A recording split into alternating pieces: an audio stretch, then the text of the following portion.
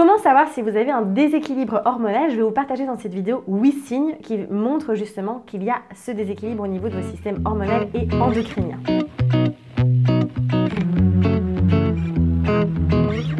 Avant ça, n'hésitez pas à télécharger gratuitement une vidéo que je vous ai préparée où je vous partage 5 secrets pour créer une assiette à votre image. Le lien est juste ici en dessous de la vidéo. Salut les amis, j'espère que vous allez bien. Alors on se retrouve dans cette nouvelle vidéo pour parler ensemble à nouveau des hormones.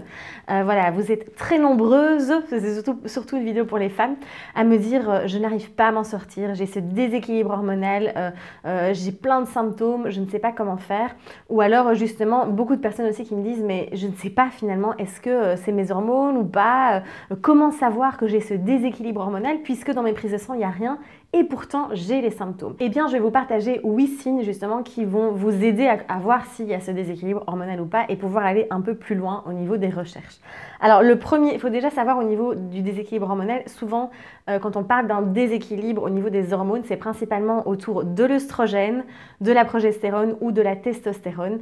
Après forcément, souvent quand il y a un déséquilibre hormonal, c'est tout ce qui est, les hormones telles que l'insuline, la gréline, la leptine, etc. Donc ces hormones qui vont gérer le taux de sucre dans le sang, qui vont gérer la satiété, la sensation de faim aussi, eh bien vont être déséquilibrées naturellement.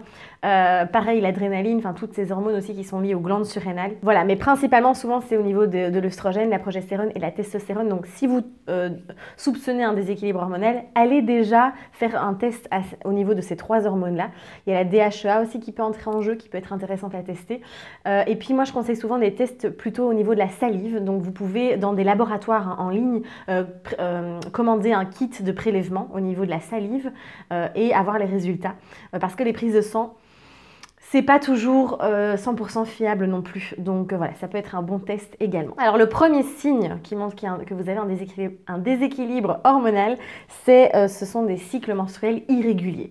Donc si vous avez, soit vous êtes en aménorrhée, ou alors vous avez vraiment des cycles très longs ou très courts, ou c'est complètement irrégulier, vous savez pas quand en fait finalement vous allez être réglé, et bien souvent c'est qu'il y a un déséquilibre. Quand les hormones sont en symbiose, qu'elles sont en harmonie, et bien on a des cycles normalement menstruels qui sont vraiment très très réguliers. Et sinon, ça prouve vraiment qu'il y a soit une dominance d'œstrogène ou trop de testostérone, peu importe. Donc voilà, premier signe, cycle menstruel irrégulier. Deuxième signe, il y a une prise de poids souvent. Ou en tout cas, il y a une résistance à la perte de poids. Donc quand il y a un déséquilibre hormonal, vous avez beau manger sainement, vous avez beau faire du sport, vous avez beau faire tout ce qu'il faut, eh bien vous ne perdez pas un gramme. Donc il y a vraiment cette incapacité à perdre du poids. Et souvent là, c'est un signe du syndrome des ovaires polykystiques. Donc voilà, c'est qu'il y a vraiment un problème au niveau de l'insuline aussi, il y a trop de testostérone, et donc le corps va stocker aussi, il y a plus du tout de sensation de satiété. Donc voilà, résistance à la perte de poids ou prise de poids qui est un peu inexpliquée. Et souvent dans les cas d'hypothyroïdie aussi, on voit des personnes qui prennent 12 kilos comme ça en une fois sans savoir comment, pourquoi, sans pouvoir maîtriser non plus. Troisième signe, c'est de la fatigue. Voilà, souvent quand on a tous ces déséquilibres, eh bien on est fort fatigué, on a vraiment cette fatigue qui est intense puisque les glandes surrénales en général sont HS, donc c'est les petites glandes, je rappelle, qui sont au-dessus des reins, qui régulent l'énergie en fait. Et donc souvent, ça peut être causé aussi par un excès de sport, un excès d'activité physique, une mauvaise alimentation, une mauvaise hygiène de vie et un stress chronique aussi qui va impacter justement ces glandes surrénales. Quatrième signe, c'est un sommeil perturbé. Donc si vous avez, vous faites des insomnies, vous avez du mal à vous endormir aussi, typiquement quand il y a vraiment des troubles du sommeil comme ça à répétition, que vous n'arrivez pas à trouver la cause, que vous avez essayé des somnifères, même des plantes, etc. et que rien n'y fait, eh bien c'est souvent un signe d'un déséquilibre et on est souvent dans le cas d'une dominance en œstrogène. Donc il y a trop d'œstrogène et ça souvent après la prise d'une pilule contraceptive, en fait notre corps il est rempli, il y a trop d'œstrogène. Du coup la progestérone, forcément, c'est pas spécialement qu'il n'y en a pas assez, mais c'est en tout cas que par rapport à l'œstrogène, elle est beaucoup trop basse. Et donc, ça va créer justement ces troubles du sommeil. Cinquième signe, on a aussi le syndrome prémenstruel. Donc, typiquement, si avant vos règles, vous avez les seins douloureux, que vous avez des troubles d'humeur vraiment énormes, que vous êtes épuisé, vous avez des migraines, vous avez des envies de sucre non-stop, eh bien typiquement ça montre aussi voilà, ce syndrome prémenstruel. C'est pas normal. Voilà, il y a beaucoup de personnes, beaucoup de médecins aussi qui disent « Ah mais c'est normal, le syndrome prémenstruel, voilà c'est avant, on a aussi l'acné qui sort dans tous les sens. C'est pas normal d'avoir le syndrome prémenstruel. On est censé vivre nos cycles de manière naturelle, de manière sereine aussi. Donc si vous avez vraiment un syndrome prémenstruel qui est fort marqué, il y a certainement un déséquilibre aussi au niveau des hormones. Sixième signe, ce sont des bouffées de chaleur ou des sueurs nocturnes.